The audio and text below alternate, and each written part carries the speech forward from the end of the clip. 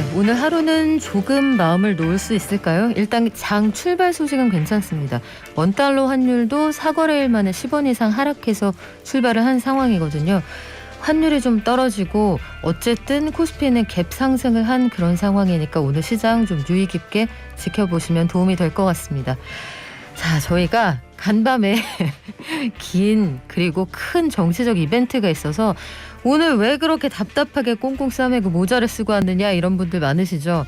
네, 머리를 안 감아서 그렇습니다. 이 선거 개표 이후의 상황 보면요. 방송국들이 인력과 장비를 많이 동원하는 큰 행사이기 때문에 오늘 방송국에 저만 모자 쓰고 온 거 아니에요. 되게 많은 사람이 모자 쓰고 왔습니다.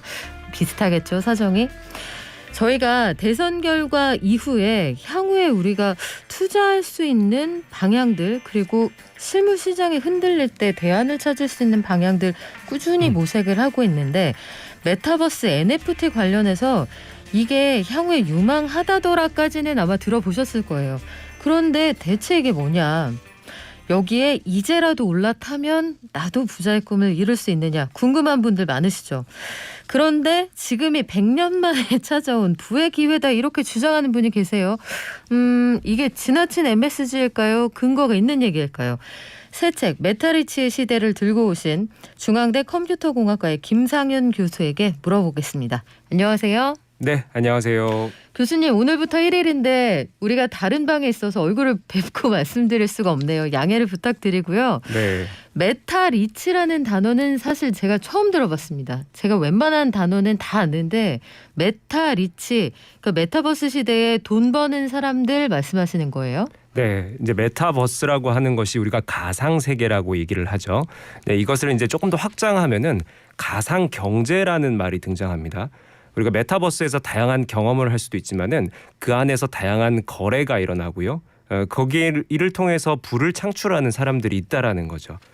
지금까지 디지털 기술은 주로 기술 자체로 얘기가 됐어요. 근데 최근 들어서 이 가상 경제와 관련된 뭐 메타버스, NFT 혹은 암호화폐, 최근에는 가상 부동산까지 개인의 부에 직접적인 영향을 끼치기 시작했다라는 거죠. 최근 수십 년을 보더라도 기술이 이렇게 우리 지갑 경제에 영향을 끼친 적이 있었나 할 정도로 정말 우리 가까이 다가와 있는데요. 그래서 많은 분들이 네. 이 암호화폐에 투자해야 되냐, NFT 요즘 뭐 비플의 예술 작품 하나가 그래픽 파일인데도 불구하고 820억 원의 이런 그 우리 경매 시장에서 거래되는 거 뉴스 이런 접하고 계시면서 궁금증을 가지신 분들이 많은 것 같아요. 그래서 이와 관련된 최근 몇 년 사이의 기술로 인한 부의 패러다임 변화를 좀 한번 짚어봤습니다. 그러니까요. 주변에 보면 한 초등학생이 로블록스에서 게임 만들어서 30억 원 이상을 벌었다. 이런 얘기들을 들으면 와, 이게 돼? 근데 이게 약간 실감나지가 않는단 말이에요. 책에 보면 앞으로 3년이 부자 될 기회다 이렇게 말씀을 하셔서 마음이 약간 조급해지기도 하는데 메타버스 아직 안 떠난 거 맞습니까? 네, 지금 아직까지 초기 시장이고요. 제가 뭐 3년이라고 언급을 했지만 이제 막 이제 새로운 시장이 형성되고 있는 상황이기 때문에 충분한 시간이 있는 부분이고요. 제가 단순히 투자를 권유드리는 그런 책은 아닙니다. 뭐냐 하면은 우리가 부를 창출하는 방법이 지금까지 시대적 변화와 함께 새로운 방안들이 많이 이제 탐구가 되어 왔죠. 그래서 우리가 부의 창출 관련된 뭐 부를 창출하는 방법 관련된 책을 보면은 주로 금융이라든지 아니면 일상생활의 재테크 방법이라든지 이런 것들과 부를 연결시킨 책들이 많았는데 최근에 이렇게 디지털 기술들이 우리 지갑에 영향을 끼치는 상황들이 많이 벌어지고 있으면서 많은 분들의 궁금증을 좀 해결해드리고 싶은데요.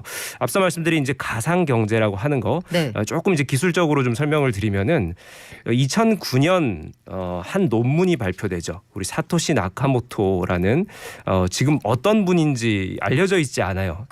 이분이 발표한 이제 비트코인이라는 논문. 이 블록체인 기술을 담은 논문이죠. 이 논문이 발표된 이후 우리 주변에 많은 영역에서 블록체인 기술들이 활약하기 시작합니다. 바로 대표적인 사례가 암호화폐 영역이죠. 우리가 암호화폐 지난 몇 년간 뭐 여러 학자들도 그렇고요, 여러 언론인 분들도 이게 뭐 페이크 아니냐, 아니면 너무 과열 아니냐, 이게 실제로 정말 앞으로 갈 방향이냐 논란이 많습니다. 그럼에도 불구하고 지난 몇 년간 이를 통해서 부를 창출한 사람들이 지금 다수 발생하고 있고요. 그리고 실질적으로 이를 통해서 기업의 가치를 증대시키는 글로벌 탑 기업들도 지금 생겨나고 있습니다. 예를 들면은 우리 이제 미국 증시 상장사 52개사를 분석을 해봤는데요. 이 52개사 중에 가상자산 즉 암호화폐라든지 NFT라든지 뭐 이런 가상자산 영역에 투자하고 있는 기업들이 시가총액을 합쳐봤더니 약 8천조 원에 육박한다고 합니다. 8천조 원이요? 네, 이들 기업들의 가상자산에 일부 투자를 하고 있거나 아니면 우리가 기업이 암호화폐를 자산으로 가지고 있거나 혹은 가상자산을 서비스 관련된 플랫폼을 개발하는 기업의 지분을 갖고 있는 기업 이런 기업들의 시가총액을 합쳤더니 8천조 원에 해당된다고 합니다. 야, 올해 우리나라 예산이 600조 원이 좀 넘잖아요. 네. 우리나라 국가 예산의 13배 정도 되는 돈이라는 건데 오늘 하나하나 다시 알아가면서 투자 노하우를 배우고 싶은 분들이 많을 거예요.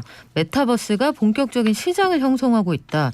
특히 국내에서는 아마 해외에 로블록스가 있다면 국내 이용자들은 메타버스 플랫폼 제페토가 좀 익숙하실 텐데 이게 사실 아이돌 그룹이 여기에서 콘서트를 하기도 하고요. 초등학생, 중학생들은 정말 많이 이용을 하거든요. 하루 이용자가 200만 명이나 됩니까 벌써? 네, 지금 뭐 제페토 예를 들면은 가입자 수가 2억 명을 넘었다라고 아마 언론 보도에서 많이들 얘기를 하고 있고요. 하루 이용자가 200만 명 수준. 그리고 로블록스라는 게임은 지금 하루 이용자가 약 10억 명을 찍은 적도 있다. 이렇게 얘기가 되고 있더라고요. 네.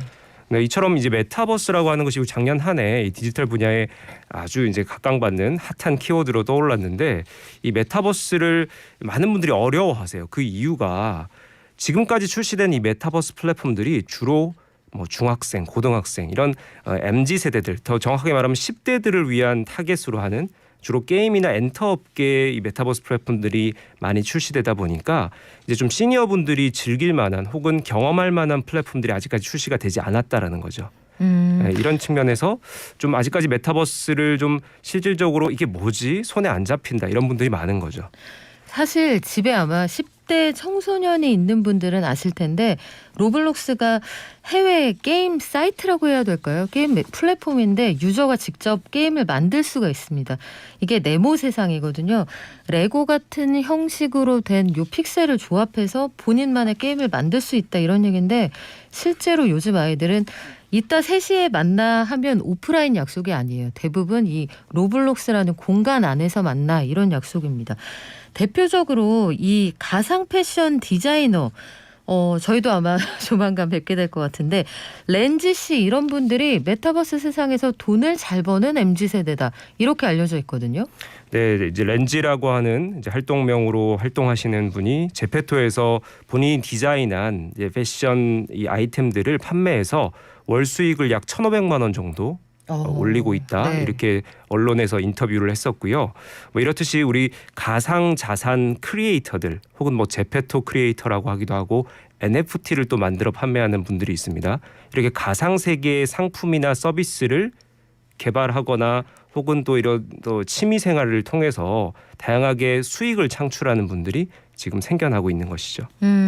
이게 차세대 인터넷 웹 3.0하고도 연관이 있다고 하는데 웹 2.0까지는 아마 업데이트된 분들이 많을 거거든요. 이게 한동안 굉장히 화두가 됐던 말인데 웹 3.0이라는 단어는 사실 미디어 노출 빈도가 확실히 줄어들었어요. 대체 웹 3.0이라는 게 뭡니까, 박사님? 쉽게 말씀드리면은 이제 웹 2.0은 플랫폼 중심의 시대다 이렇게 말씀을 드릴 수가 있는데요. 이제 플랫폼이라고 하면 이제 우리가 개인 대 개인 간의 소통 공간으로서 플랫폼이 작용하는 거고요. 근데 다만 여기서 중요한 부분이 이 플랫폼이라는 것을 개인이 만들진 않습니다. 대형 기업이 플랫폼을 만들어서 출시를 하면은 그 플랫폼에 우리가 종속되는 형태죠. 예를 들면 인스타그램이나 뭐 페이스북이나 혹은 또 앱스토어라든지 이런 형태들이 2000년대 초반부터 우리 웹 2.0 시대를 대표하는 플랫폼들이죠. 우린 이 안 공간에서 개인들의 소통과 거래를 합니다. 근데 웹 3.0은 무엇이냐? 이 권한들을 몇몇 소수의 플랫폼이 가져가는 것이 아니고요. 개인들에게 분산시켜 주는 것이죠.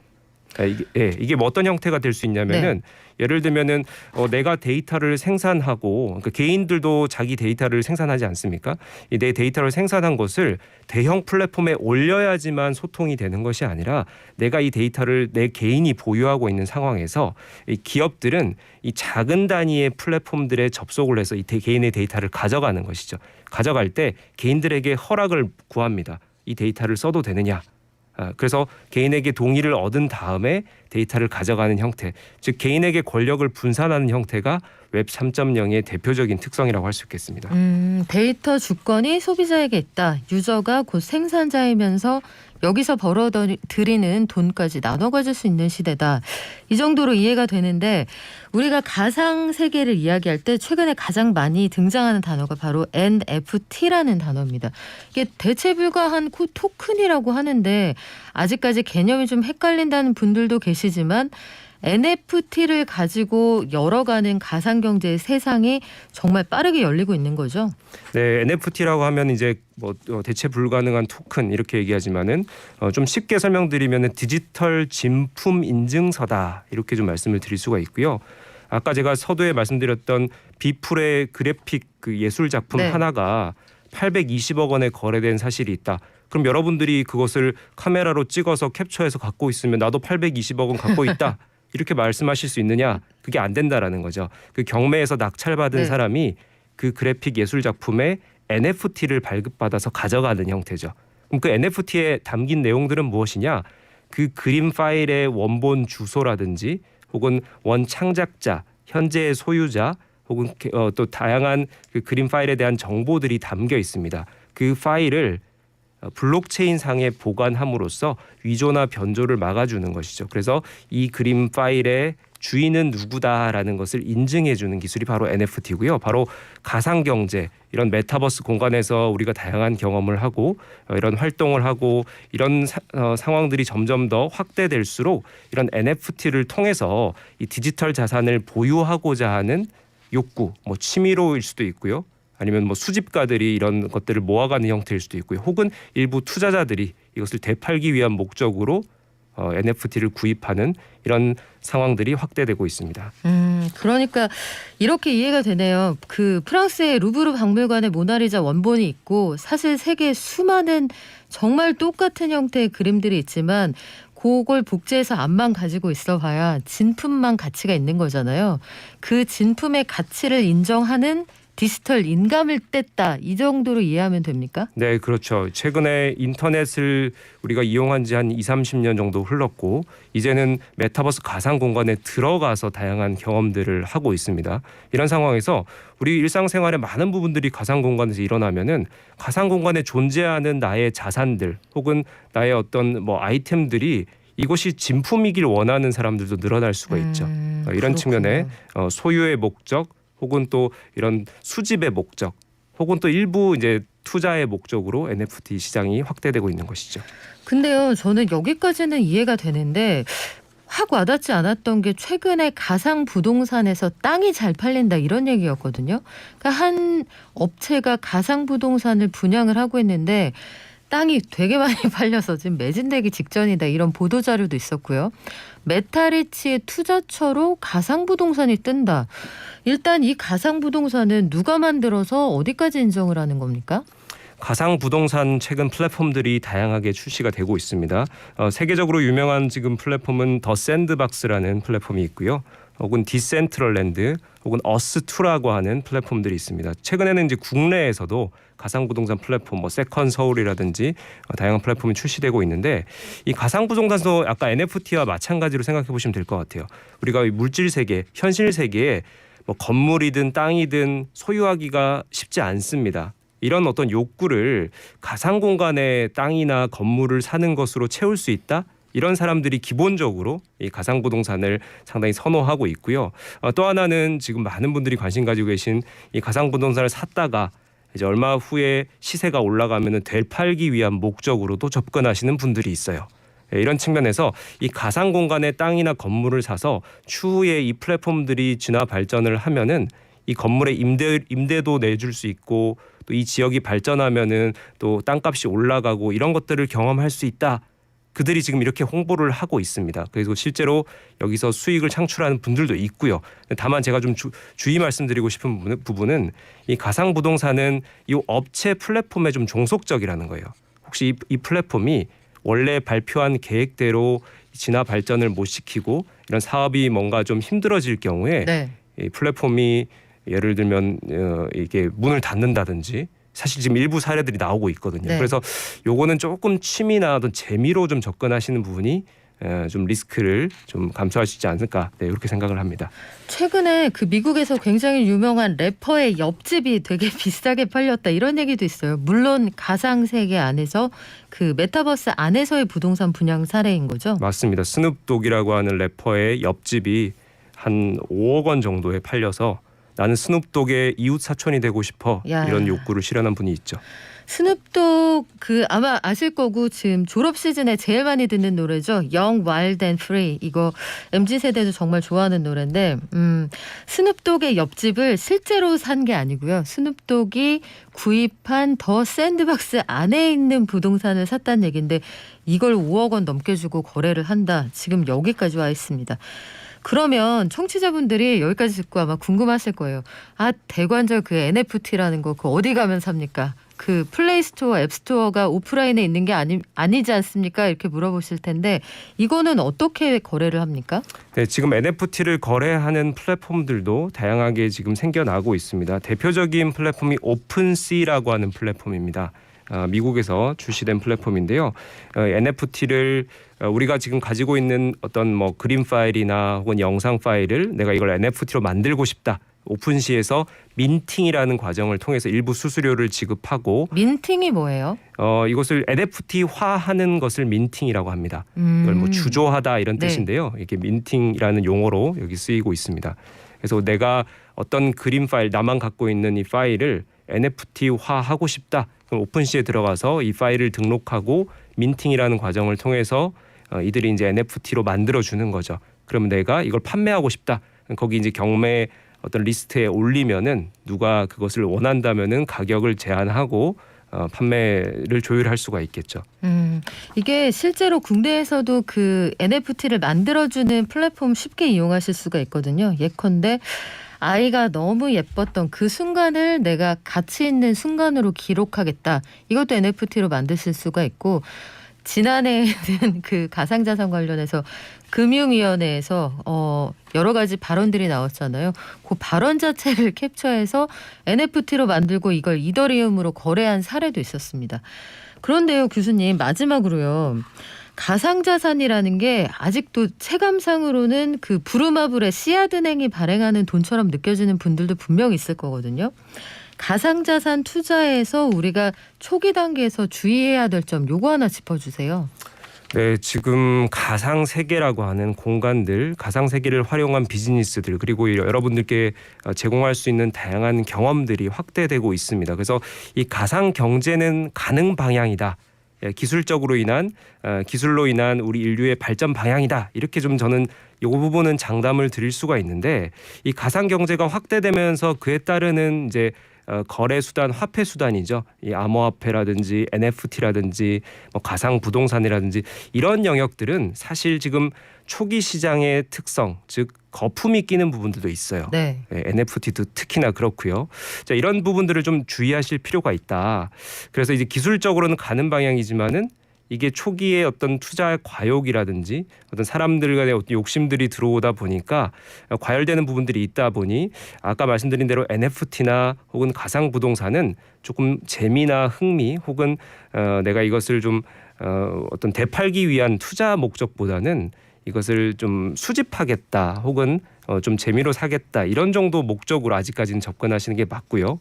뭐 암호화폐라는 부분은 지금 국가 정책적으로 이것을 기존 화폐를 대체하는 수단이냐 아니냐 혹은 뭐 CBDC라고 하는 이 네. 국정 디지털 화폐랑 어떤 관계가 형성될 것이냐 이게 지금 계속 정책들이 개정 발표 보완이 되고 있습니다. 그래서 이런 상황들을 좀 주시하시면서 지금 현재로는 리스크를 테이킹할 수 있는 정도의 비율로 투자해 보시는 것이 바람직할 것으로 생각이 됩니다. 네, 시장 초기 단계고 앞으로 업데이트할 게 많으니까 아무래도 우리 중앙대 컴퓨터공학과의 김상윤 교수님, 우리 거의 일주일에 한 번씩 만나게 되지 않을까 이런 예감이 드는데요. 교수님 어떻습니까? 네네, 불러주시면 자주 나오도록 하겠습니다. 네, 오늘 말씀 고맙습니다. 네, 감사합니다.